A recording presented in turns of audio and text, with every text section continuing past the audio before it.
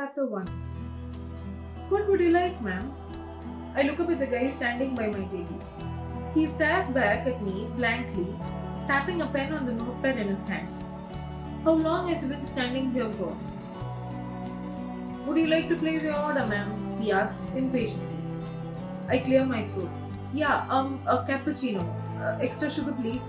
I call out when he starts to leave. Thanks. I smile, but he's already walked away. He must have waited quite long for me to order. I justify to myself for his irritable mood. But what am I to do? I just hadn't noticed him. I just got this really confusing accounting to do, and I've got no one to help me out. 2 months back, it wouldn't have been a problem, and that's for two reasons.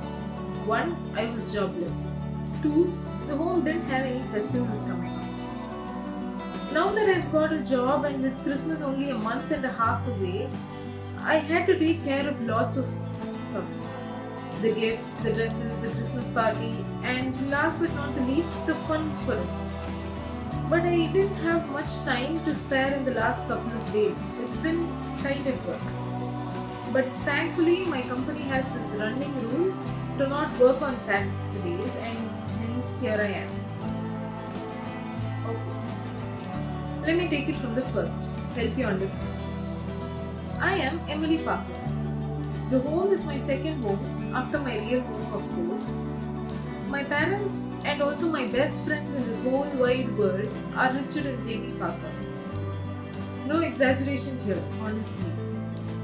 They are the best parents one can get. To my dismay, they don't live with me here in Chennai. They're currently in Coimbatore. Dad is retired, and though neither of them is working right now, they still wanted to stay in their hometown around people they are familiar with. While I saw a better career in Chennai and decided to move all the way here, I respected their need to stay in family town. But that doesn't mean I don't miss them like crazy. And it's when I miss them too much, which is pretty much always, and when also the job hunt was making me go all nuts, that the home came into place. The home is a charitable trust that is a couple of streets away from where I stay. Volunteers from here used to come to my apartments to collect funds very often, and once taking in account of how I had literally nothing to do, I went to visit this place. And I have to tell you, one look and this place already had its claws deep in my skin. The home when I visited 9 months back had around 40 kids, run by nuns and supported hugely by a few volunteers. Now the count of the kids is increased to a rough 70, and that of the volunteers, well, that is increased by one, me. I volunteered to help them during my free time, which was all the time I had until 2 months back. The kids there are extraordinarily sweet, seriously. They could love just anybody, purely and abundantly. There wasn't any string attached. These loving little souls are, for some unacceptable reason, orphans. Well, they were orphans when they came in, not anymore. Now they've got wonderful friends, sisters, brothers, and caretakers who are no less than parents. And to my pride, me too. So, where am I now and why? Well, like I said, fortunately or unfortunately, I've got a job at a construction company as the accountant and finance executive a couple of months back. And as happy as I am to finally be employed and to finally be able to feed myself, it has robbed me of all the simple pleasures I had of being jobless and having all the time I could to myself. The time I spent at the home exponentially reduced, and I missed it more than anything. Coming to more pressing matters at hand. Christmas is up in less than 2 months. And well, Christmas is exciting for the kids and me. And given that Christmas marks the joy of giving, and also as it was my first Christmas with them, I wanted to make it as special as I could for the kids. And that's where trouble began. Since a week, I haven't been sleeping well thinking of this situation. Like I said, there are around 70 kids here now. And to buy them each presents and clothes is going to require some money and we need funding. So, I first had to make a checklist of items to get and devise a budget plan. And then accordingly look out for people who would fund us with whatever they could. First off, I'm starting with my family, and mom and dad have agreed to give a fair share of amount. But that's still not even remotely enough.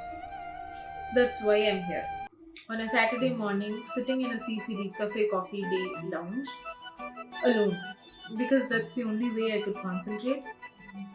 Alone and liters of coffee waiting to enter my system. I had made a checklist already last night and now I have progressed to the budget plan.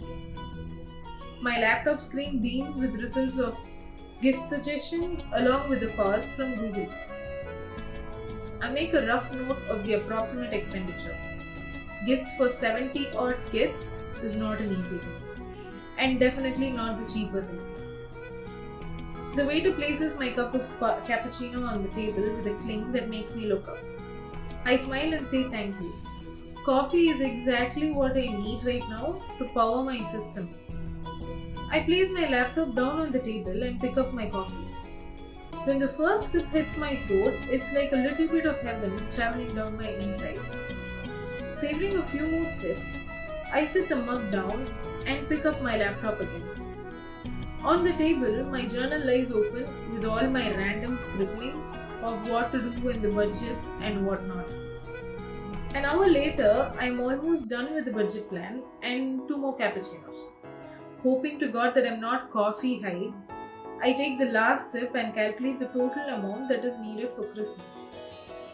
Whoa, the number just momentarily makes me wonder if I am really coffee high right now. But no, Excel sheet calculations cannot go wrong. Okay, now that's a big amount, I say to myself. Sighing, I wrap my diary up, pay for a coffee along with tips for Mr. Roo who served me. I grab my bag, throw the diary and laptop in and leave the shop. Few minutes later, I'm at the home. Oh yeah, that's what they call this place for orphan kids, the home. No fancy names or anything. I wondered a couple of times if they named it because they wanted this place to be an actual home for the kids, or if they were just in a hurry for a name and went with what came first in mind. Don't you think it's too much? Nina asks me from across the table. Nina, like me, volunteers here, but her story goes a little differently. She was brought up at the home. She is a lot familiar with the people here and the place. The founders of the place took her in when she was 4 and had been providing for her ever since. After graduating from college, she found a job and is now supporting the people who made her who she is. She is the only person here who is of my age, 25, and we're good friends obviously. Sitting in her room now, she is reviewing the budget plan I've made. She has made one herself too. Our idea basically is to come up with a plan each and choose the one that's better. We are evaluating right now, putting 2 and 2 together and all. It will not end, she says after leaving. Yours isn't any less, I exclaim with a shrug. Also, we have almost similar items listed, except for a few gifts. She sighs and puts my diary down on the table, and I do the same. We need shitload of money to do either of these. Sighing in chorus, we say agreed. Do you think maybe we can remove a few from these lists? Nina asks worriedly. I purse my lips and look into both the lists, one in each hand. Nina, most of the things in these lists are taken from the kids' wish list. I want them to get all that they wished for on Christmas. She runs a hand through her hair and sighs. Yeah, I'm sorry. Don't know why I even told that. She says, throwing her hands up. You're worried and I understand. Honestly, the thought did cross my mind too. She nods. So, what's on your mind? You must be having a plan, she says expectantly. Not this time, no, I don't. I say, disappointed in myself. I am someone who always has a plan, a strategy. What? The one who always makes charts and always has a plan has none now? Stop. I am disappointed in myself as well. I don't know, my mind isn't working. You got anything? I'm the one who never has a plan, remember? She says, rolling her eyes. I sigh. We got to do something. She nods, considering. Why don't we talk to Sister Maria? Sister Maria is the one running this place. No, nah, I say. She wouldn't let us have so much. She'll ask us to cut out on most. You have a point there. We can ask for funds at various shops. We already have donation boxes at most of the shops nearby.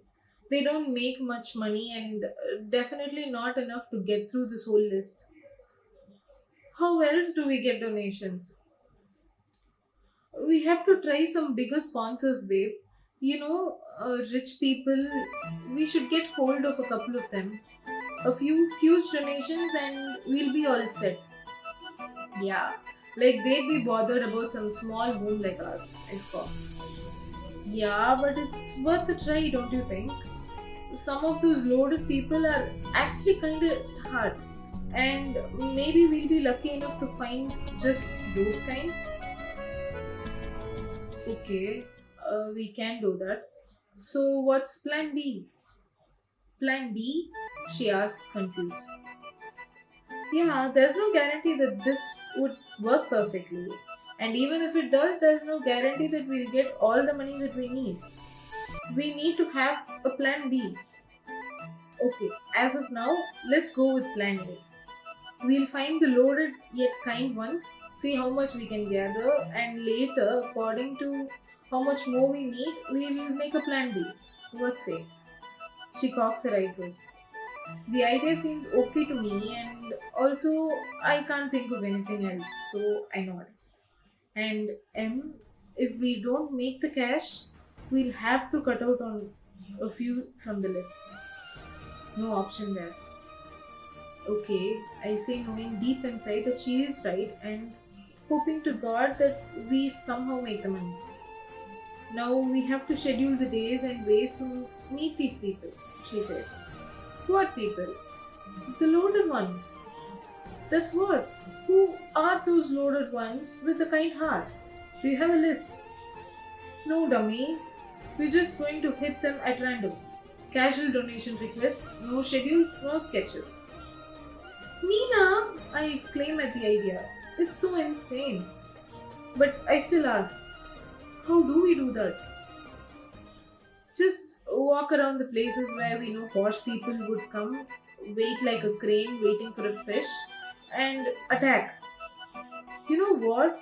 That's the most absurd plan I've ever heard. Oh yeah? Why don't you come up with a better one, Miss Control Freak? That was the problem. I didn't have one. Nina stares at me, smirking. Okay, I give up. We'll go by yours until I get a better idea. Deal? Deal.